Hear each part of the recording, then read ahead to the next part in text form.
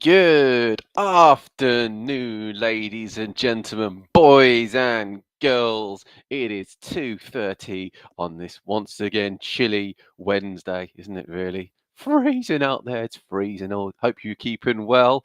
As always, we're here to talk football, fantasy, Premier League. Yes, we are. That's right. I've been doing a lot of football manager stuff until now. 50 episodes, 50 parts I did for Football Manager. Took Killy Mr. Harris right the way up to the Premier League, but we're all about fantasy Premier League now, and that's the talk. FPL talk. Boop, boop, boop, boop. Should have like a thing going on, shouldn't I?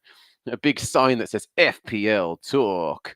Join me. But yes, it's all about fantasy Premier League, and we're going to talk players. We're going to talk stats. We're going to talk future thoughts, really, in terms of what we're going to be doing.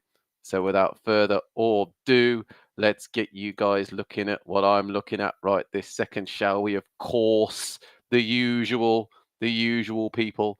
Let's be showing you. There you go. Our fantasy team. So this is my team, current, right this second, ready for game week 13.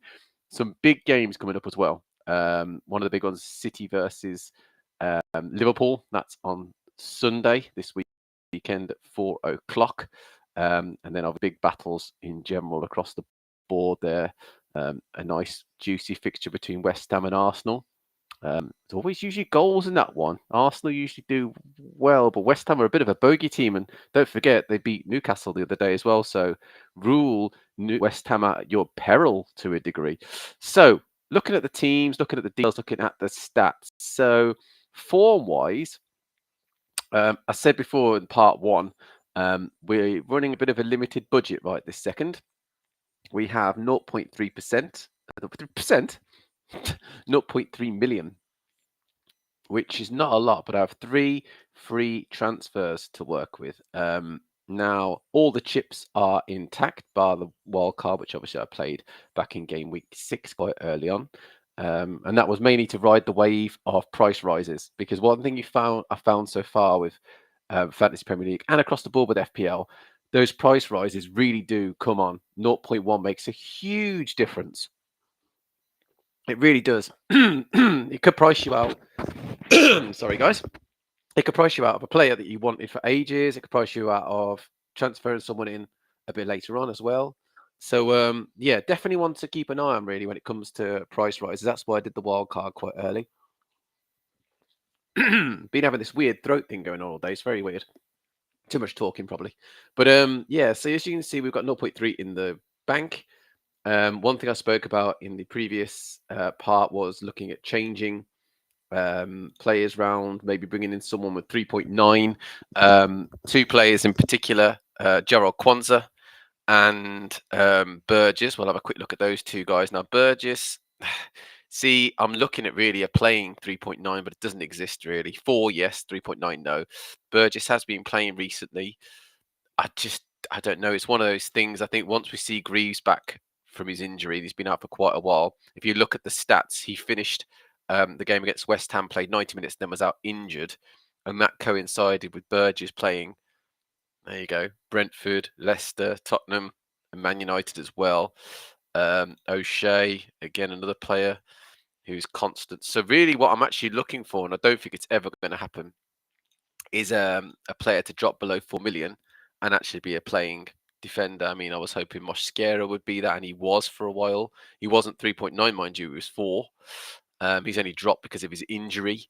And all the other players here, Bola Ketchup, someone I've been looking at as well. Maybe if Southampton, I'm not wishing anything upon Martin, but if something happens to the manager, maybe he might be back in the first team fold potentially. Taylor hasn't really been playing at all, really, not even bit parts, not even a few minutes here, there, and everywhere.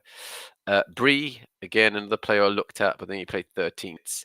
Thomas, now Leicester City sacked Cooper, surprisingly. I was quite surprised. I'm not saying because Cooper was doing badly or well, but you're expected to lose to Chelsea. No offense, but that's the fact. Maybe a draw if you're lucky, maybe a win if you really, really do well. But, they were home, they were against Chelsea, then they were Man United before that as well. It's a tricky one, really. It depends who comes in now for Leicester. Again, I still don't expect Luke Thomas to play for Leicester, even if when the manager comes in and decides on what team to play. They've just got too many good options, Leicester. Across the board, players like Ricardo hasn't played, but he's injured now anyway, back 1st of March. Maybe there's a chance for Thomas. Maybe it's hard to sort of tell. Justin Christiansen preferred on the fullback position, so maybe not. So my plan of action, obviously, comment, let me know, send me a message if you agree or disagree. Is to basically target Man United or Everton. Now let's have a look at their fixtures, see what options we've got. So coming up for the guys, Everton. They've got Man United, Wolves, Liverpool, Arsenal, Chelsea. That's nasty. After the Wolves game, which is a one-off, and even then Wolves are really good, I would argue every single one of those games, that's difficult until maybe 1st of February. So it makes Everton, despite the fact they've been on a good run, look who they've got clean sheets against: Brentford, West Ham, Ipswich. Those are the 3 clean sheets they've conceded against everyone else. So they're rocky, and to bring someone like a player from their team, it puts me off a little bit, that does.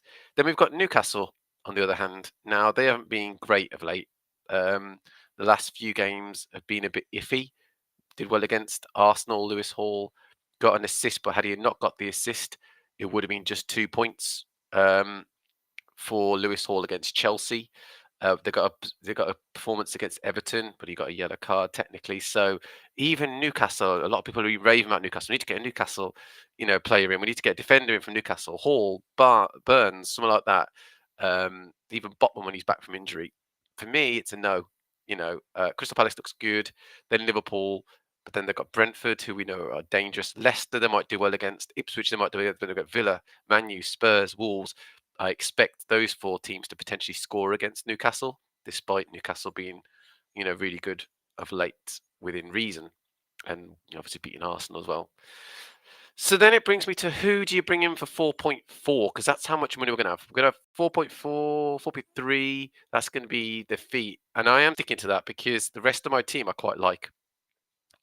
Longevity-wise, Colwell, maybe if Chelsea do well defensively, I'll benefit from him. Konate, Liverpool, solid. Again, benefited from him. Lewis, a lot of people are going to be screaming at this now and saying, why have you got a Man City player still in your team? Well, of all the Man City defenders you're going to have, Lewis, in my opinion, is probably one of the best ones to have. I know he's going to get the occasional benching. I know he's going to get the occasional, maybe coming off the pitch early. But the chances are you're going to get 60 minutes out of him most times if he does start or he does play. And with Kyle Walker, I think, on the decline, Rico Lewis is the natural replacement. So yes, definitely keeping him. So then you look at the 2 players in defence, which is basically the wiggle room that we have, is defenders, and that's where I want to improve the team a little bit. How can you improve 4 million defenders? So the simple answer is you still have a cheap 4 or a 3.9 defender. You bump up the amount of money we've got to spend, and we get to 4.4. So then we look at who's available for 4.4. We touched on it before in part 1. We looked at Martinez. I'm definitely looking at him. I am. I think Amorim, okay, they conceded Ipswich the other day. They were leading for the majority of bits of that game, and then obviously one of the players, Hutchinson, scored for them. But it would have been a 1-0 scraped victory. Wouldn't have been fair. Ipswich did really well, to be fair, and deserved the equaliser and the draw. But Lisandro Martinez, now the only problem with this guy is he's a bit of a yellow card magnet. He's already got 4. And he does tend to be a bit naughty, should we say. But he was, until his injury and before Ten Hag was fired, he was the main man in defence alongside De Ligt. So you had those 2 next to each other. Yoro was obviously out. Yoro on that as well. So really what I'm looking at is maybe Cash, an Aston Villa player, but again, he's in and out. He's injured occasionally. Villa's form is a bit shaky. So then you look at who else you could bring in for 4.4 million. You look at maybe someone like Anderson for Fulham. Fulham, they got thumped 4-1 against Wolves. Wolves are a good side. Prior to that, beat Crystal Palace. So we got 7 in that one. We've got a Nottingham Forest victory as well. So they conceded a lot. There's no team really that I look at 4.5 in that bracket that are solid, really, really solid to the point where you go, yes. Now, a lot of people are screaming, Nottingham Forest, Nottingham Forest. Why are you not thinking about Nottingham Forest? They haven't been solid in the last few games, Arsenal and Newcastle admittedly. But then look what's coming up for them. Ipswich aside, Man United. They've got Man City. They've got Aston Villa. Brentford will probably score against them. Spurs potentially score against them as well. Everton. So you're basically looking after sort of December beyond, aren't you, really? And even then, I'd argue Wolves, Liverpool's a difficult game as well. So, yeah, the fixtures aren't kind for many teams. And even when they are, by the way, there's no guarantee. Just because, let's say West Ham, for example, aside for Arsenal, you look at those fixtures, Leicester, Wolves, Bournemouth, Brighton, Southampton. Wow, what a set of fixtures that is for any team, really. But just because West Ham beat Newcastle the other day does not mean to say, and Everton doesn't mean to say they're on an upward trajectory. That's it. They're going to start getting clean sheets week after week, and that's the beauty of fantasy Premier League. You just don't know where the points are going to come from. Really, it's so random. Brighton, a big one. Dunk. He's been out for a while. He's danger from set pieces. He's got a couple of clean sheets in there. The fixtures are looking juicy. So really, if you're looking at fixtures, Brighton are probably one of the better ones to target. Dunk, especially, might be one to bring in at some point. I'll have him high up on there. It really does a lot of this depend on Martinez and his injury, really, whether he's going to come back anytime soon from his injury. I know it wasn't critical; it was back thing, wasn't it? I think. And again, I know the fixtures aren't clean for Manchester United. They're a bit up and down, but I can see them doing okay against Everton. I can see them doing okay against Nottingham Forest. I can't against Arsenal and Man City. I can see both Arsenal and Man City getting goals against them. So Martinez's clean sheets wiped. Bournemouth, Wolves. I can see Wolves doing well against them. Newcastle, maybe. Liverpool, I can see scoring against them, definitely. And then we hit Southampton, Brighton, Fulham, Crystal Palace. A nice run of fixtures there. Then Spurs away could be a problem. Everton and Ipswich, they'll do well against. So some of this is going to be about rotation. We talk a lot about having one defender that's on the bench to rotate with so and so. Rotate. You do with the goalkeepers as well. You're 4.5 and you're 4.5, and you rotate those goalkeepers.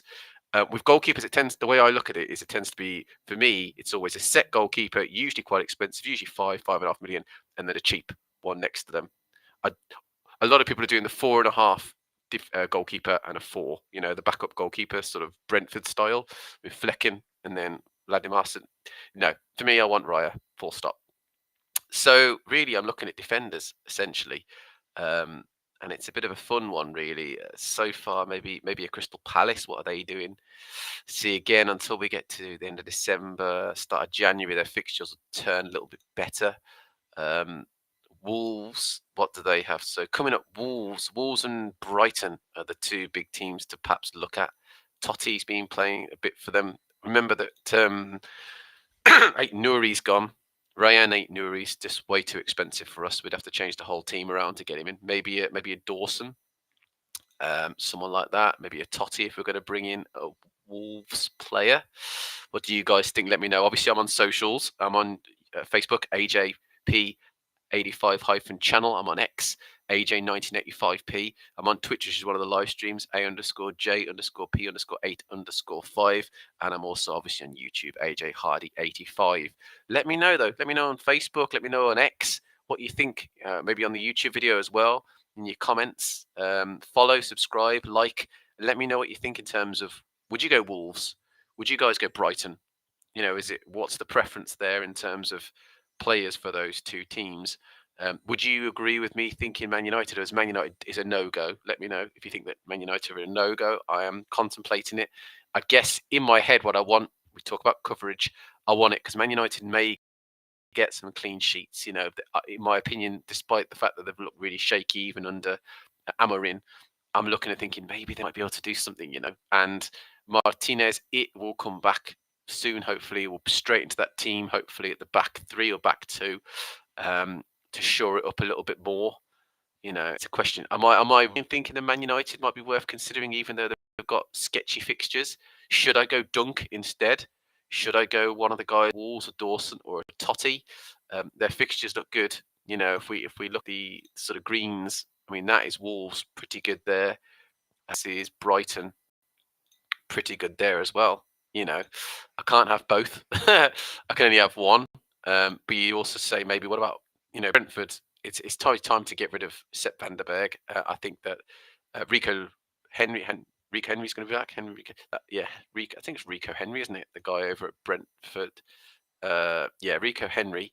When he's back, that's one of the fullback positions taken. Maybe Van der Berg will suffer. Greaves has been out for a while, and I'm concerned about his price drop. I don't want him going to 3.9. He's not there yet, but I used a price predictor up here to sort of check these kind of things, and he's 18.6, so he's not a million miles away, but I think he'll be okay. So yeah, I'm very much looking at 4.4s and sort of seeing what options we've got out there, really. What do you guys have any 4.34 players in your team? Why did you pick Hall, for example? Why did you pick Burn? Why have you got one of the Nottingham Forest players still? You're going to hold on to them? Why are you going to hold on to them? It'd be great to sort of share and bounce ideas off each other, in that sense. I want to be, involved, immersive, talking, chatting, getting things all football, Premier League, fantasy, there for us to all chat about FPL, fantasy Premier League. Let's chat about it because it should be spoken about. And the one thing I don't like about the FPL Reddit is it's a bit more locked down, isn't it? Really, you don't really get a say on what you want to really say. People are like, no, go to that section on Reddit, go to that section. And I know they're trying to keep it clean, but I want to talk anything football related, fantasy football related. Say anything and we'll chat about it. If you think my team's rubbish, if you think all my players are terrible, let me know. If you think I should get rid of X, Y, or Z, let me know. But don't just say get rid of, Johnson. Don't say get rid of Georgie. Don't just say get rid of Rodgers. Explain who I should swap them with. Explain what you would do if you've got that player. What's your thought process right this second? And then it'll be great to sort of bounce ideas. I'm quite, I wouldn't say rigid as a manager, but I've brought these players in on purpose because I see each and every one of these players doing something. Okay, the 4 million defenders are backup, but that's their use, isn't it? Really, that's the purpose behind them. They're going to be on the backup. My biggest dilemma, actually, to tell you guys the truth, so far for the past few weeks is, do I play Rodgers or Jorginho Ruta? Because both of them are fighting for that final place in the first 11. My defenders are being quite set unless it's forced upon me. Lewis, Kanate, Colwell in defence, Breyer in goal, Saka, Salah, Johnson, and then up front, Visa, Nicholas Jackson, and Haaland. So 3. So it's always been a 3-4-3. But because it's a 3-4-3, it means one of the players has to be kicked out the team and put on the bench, Rodgers or Jorginho Rutter. Now, Jorginho Rutter's done really well, but what I seem to have done, and this is the laughing part about it, is the 2 games in which I've played Jorginho, Rodgers has returned, hasn't he?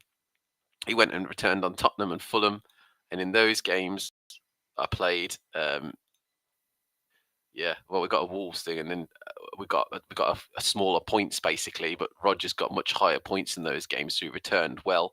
He hasn't returned a lot, 3 and 2, 3 goals, 2 assists, Rodgers, but I'm going to keep him because he's cheap, he's good, and usually when something goes well at Villa, it's Watkins who's scoring and Rodgers in and around that.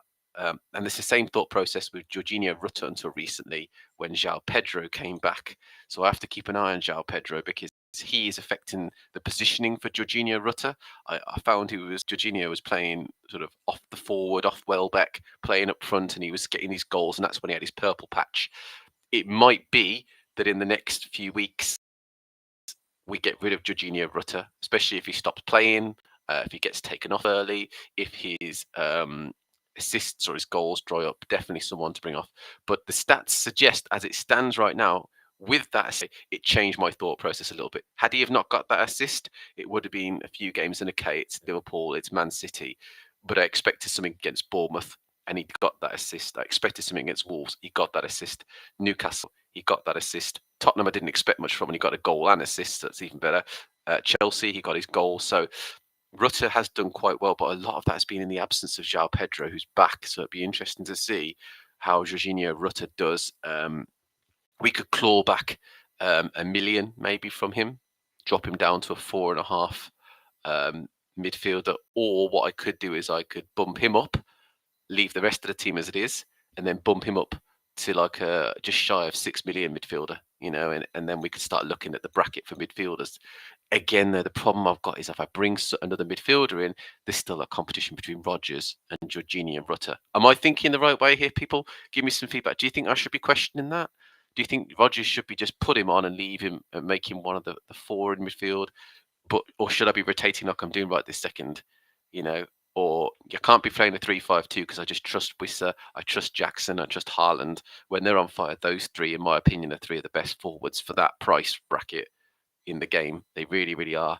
The midfield is set and forget with 2 or 3 of them out of there, and that's Saka and Salah are 100% nailed on. Johnson, I'm putting in there even if he's getting 25 minutes, 30 minutes. The guy can score at any time by the looks of it and the way he's playing. The defence right this second is semi-forced on me because I don't want to play the 4 million midfielders, 4 million defenders, should I say, rather. Can't anyway with Greaves. So Colwell, Konate, and Lewis. But then I've got Lewis versus Konate this weekend, haven't we? Or Haaland versus Konate in their game. So that's why I'm immediately thinking I need to bring in that defender as ASAP. You know, the minimum I should be making 2 changes. Maybe a 4 million, keeping maybe Van der Berg, bringing in a 4.3, or dropping Van der Berg to a 3.9 and bringing in a 4.4, which is a Dunks. It's one of the Wolves defenders. It's, potentially bringing in Martinez or something like that. Another player I could look at is Santiago Bueno. Again, you guys can tell me if you're Wolves fans, especially. Let me know if that's an option. Doherty hasn't played much. He's out the question, really.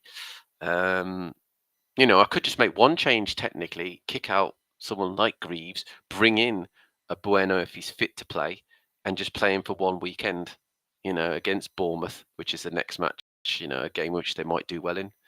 So that's an option as well. Spurs player as well was something I was sort of sitting on the Dragusin and Davies. No, I don't know how long the other players are out. So Van der Ven's out till the 15th of December. So that's a few weeks at least. They have Fulham this week, and that's not an easy game, but they could do well against that. They beat Man City, Romero's out with a 50% foot again. Who plays in centre defence if Romero's back from injury? Is it Dragusin? Is it Davies? I mean, it's probably Dragusin, to be honest with you. So I could jump on him, play him, and then he has a match against Fulham on the 1st of December, have him for a week or two, get back that free transfer, so back to 3 again, something like that. So let me know, guys. I mean, do watch this video. It's not me rambling away. I'm clearly, the thought processes are sort of going around my head, and this is what happens when your budget's a bit limited. It's limited because I've got some great players. A lot of people would say, where's Cole Palmer? It's not that good a team. Where's Trent Alexander-Arnold? It's not that good a team. Where's all these other players that play for the big team? Where's your Bruno Fernandes, for example? Where's your Marcus Rashford, who might be coming into form? Amad Diallo was someone I was looking at as well. The only issue with him is, firstly, minutes risk. Secondly, he played at right wing back for Man United with that assist that you got the other day against Ipswich. So, if he didn't get that assist, he would have otherwise got a 2-pointer, which isn't the greatest. But again, he's 5 mil. He's not expensive, so it's one of those really. So yeah, do get in contact with me. I mean, as you can see, I use these 3 sections on the top here. I use Reddit. Have a little look. Fraser Forster. No, I don't want Fraser Forster. Oh, here we go. Martinez might be back. Return to training. Okay, so immediately we'll wait on the match against Bodo Glimt, their European match, and see if Martinez plays. If he does, then that's brought Martinez to the top of my potential wanted list. I'm reading here about Gabriel's got discomfort. Whether that means for the weekend, don't know. That could affect Raya quite heavily. Let's have a quick look at the top 10 net transfers in and out so we can see what's going on according to Reddit. So Cunha, João Pedro, Saka, Porro. See, a lot of those players won't affect us. I wasn't planning to bring in any of them. We've got these guys here as well. So to make changes, like rip up the whole team, and I'm not ready to rip up the whole team. There's another wild card coming in a couple of weeks' time after the Christmas break. We'll have wild cards the 2nd to play. I could rip up the team, in sort of February time, March, if I felt the need to do so. I'm sure you guys have all changed your chips. Let me know if you've used all your chips. Have you used all your wild cards? Has anyone used free hits yet? Has anyone used triple captain? Let me know. I'd be interested to know why you did it, how you got on from doing that as well. Did you get lots of points as a result? Did you pick the right captain to do the triple captain? Who did you bring in for the free hit? What game week did you play these things? Let me know, guys. I'd be love to sort of chat about it. So yeah, do leave me a comment. But obviously remember to like, subscribe, and follow. Because special friends, special FPL friends, FPL. But yeah, do chat. I mean, I'm very much defender orientated. I'm looking at the low end because of the budget that we've got. Let me know what you think. Should I go 3.9 and a 4.4 defender? Should I leave it at 4 and look at the 4.3s, which would be a Dragusin, would be one of the Wolves defenders, maybe someone else in the 4.3 area? I'll leave that up for you guys to sort of look at and sort of think about and chat. But do give me some feedback. Obviously, these are the players available to us right this second. If we do it in price order, there's the 4.3s just there, so you can see them all start at this point. So a couple of Bournemouths, Webster won't be one of them. Chelsea won't be looking at. Maybe, probably none of the Crystal Palace players because none of them are playing. For 4.3, Mikalenko, we looked at them. No, probably not. Anderson, again, his fixtures are a bit iffy, and then he gets a really nice set after Christmas. The guys over so we've got Yoro maybe, but again, he wasn't shown as being back in training on that note. Dragusin maybe might be a good shout. Are West Ham about to turn a corner? Maybe those guys as well. I'm looking potentially at Totti would be a good shout in defence maybe as well. There's a sort of one-off punt. But again, the problem with Totti is, I mean, look at that. One clean sheet in his last fair few games, and that's it really. And that was against Southampton. So even with their good fixtures coming up, there's no guarantee. So yeah, it's not a great deal going on. And then we dropped to 3.9s, and that's where we're at really. Burgess would be the obvious one, a one-off weekly punt, because obviously we're expecting Greaves to come back from injury at some point. So Burgess would be the shout. Kwanzaa maybe. Buller Ketchup if something happens to, or Kotchup, something happens to Russell Martin, the manager. So yeah, let me know what you think. Should I take a risk? Should I roll the dice? Should I go 4.3? Should I take out both defenders? So yeah, it'd be interesting to chat about that. Comment, please. Don't just do that cheeky thing where you watch the video or fast forward it and then go, yeah, it was a good video. Like, subscribe, follow, but more importantly, leave a comment. Chat to me about it, and I'd love to chat to you guys back. All right, I'll leave it at that. But as you can see so far, thought process is defenders today. And my next video will be now on Friday at 10 o'clock in the morning. And then I'll start to see if I've made any changes. And then what I'll do is, so my videos will be on Monday. So after the fantasy Premier League fixtures, the Premier League fixtures in general. So we'll do a Monday, we'll do a Wednesday, we'll do a Friday. I think that's the best thing to do. We'll do a morning, 10 o'clock, and then an afternoon each day. So 10, and then 2:30, 10, 2:30, 10, 2:30. Unless things change, I will let you know. But keep your eye on the socials, and I'll speak to you guys very, very soon. Join me again Friday at 10 o'clock in the morning, and we'll see what changes we have made. Otherwise, guys, keep it real. Keep an eye on my socials. You know what they are. Let your friends, family, and strangers know that I'm doing live streaming and showing you my fantasy football team. I hope to see you guys on Friday morning at 10 o'clock before the deadlines for the Premier League that weekend. And we'll see what changes I'm going to make, because I will get jerky knees. My knees will jerk, and I will bring in players. So see how we go, see what choices I've made. Drop comments in before Friday. Put them on the YouTube, put them on my socials, and I might look at those as being an option, really, a strong option to make the changes. Otherwise, join me on Friday at 10 o'clock in the morning, and we'll see where we're at with FPL Fantasy